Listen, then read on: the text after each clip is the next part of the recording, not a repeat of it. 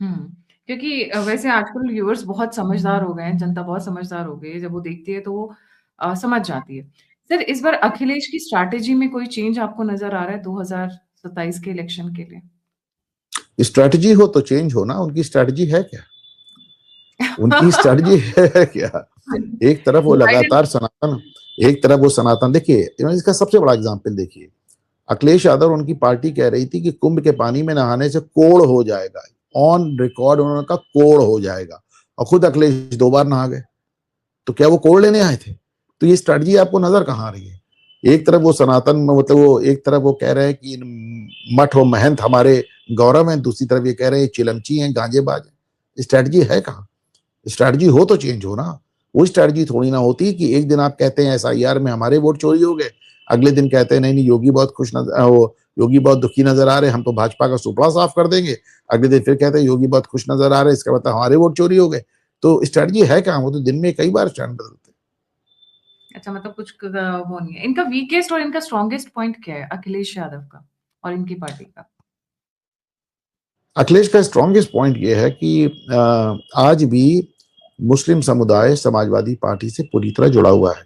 और मैं अक्सर ये बात कहता हूं कि 1946 में जब मोहम्मद अली जिन्ना ने चुनाव कराया था पाकिस्तान के मुद्दे पर, तो उनको जितने प्रतिशत मुसलमानों का वोट मिला था उससे ज्यादा समाजवादी पार्टी को मिला है। तो उनको जिन्ना से ज्यादा वोट मिला है, ये उनका स्ट्रॉन्गेस्ट पॉइंट है। और मुस्लिम समुदाय पूरी तरह से कटिबद्ध रहता है कि किसी भी तरह भारतीय जनता पार्टी को हराना है, योगी को हटाना है, मोदी को हटाना है।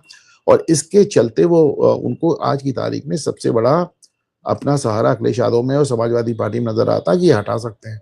इसलिए ये इनका स्ट्रॉन्गेस्ट पॉइंट हो। वीक पॉइंट ये है कि अखिलेश यादव एक डायनास्ट है। डायनास्ट यानी एक वंशवादी राजनीतिज्ञ हैं जिनको जमीन की राजनीति का कोई अंदाजा नहीं है। वो सिर्फ एक बार मुख्यमंत्री बने, वो चुनाव भी मुलायम सिंह ने जीतकर उनको मुख्यमंत्री बना दिया था। उसके बाद वो 14 हारे, 17 हारे, 19 हारे, 22 हारे, सारे लोग निकाय चुनाव हारे।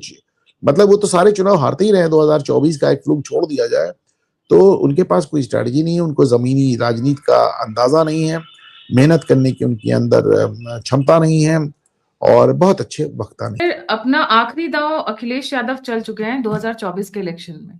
अब इनके पास कोई दांव पेच बाकी नहीं रह गया, जैसे कॉन्स्टिट्यूशन बदलने का, रिजर्वेशन खत्म करने का, एक वही दांव बाकी था। और जिस तरीके से इन्होंने रातों रात व्हाट्सएप के थ्रू इन्होंने जो करवाया, वैसे तो सब राष्ट्रवादियों को व्हाट्सएप यूनिवर्सिटी ग्रेजुएट कहा जाता है निकनेम में, बट ये वो दांव निपटा चुके हैं। अब इनके पास कोई दांव बाकी नहीं है, या सर आपको लगता है कोई अभी बाकी है इनके पास? अखिलेश यादव की पूरी राजनीति एक सो कॉल्ड पीढ़ी पे टिकी है, पिछड़ा, दलित और अल्पसंख्यक। और दिक्कत यह है कि उत्तर प्रदेश में दलितों में और पिछड़ों में जमीन पर बहुत ढेर सारे डिफरेंसेस नजर आते हैं। इसका सबसे बड़ा सबूत यह है कि देश में जितने भी SC ST केसेस होते हैं, जितने भी केसेस SC ST एक्ट के अंदर होते हैं, उसमें 80% से ज्यादा पिछड़ों के खिलाफ होते हैं। तो वो जो जमीन पर एक जो एक दूरी है वो चुनाव में नजर आती है। और इसका सबसे बड़ा एग्जाम्पल आपने 2019 में देखा, जब अखिलेश यादव और मायावती ने मिलकर महागठबंधन बनाया सपा और बसपा का।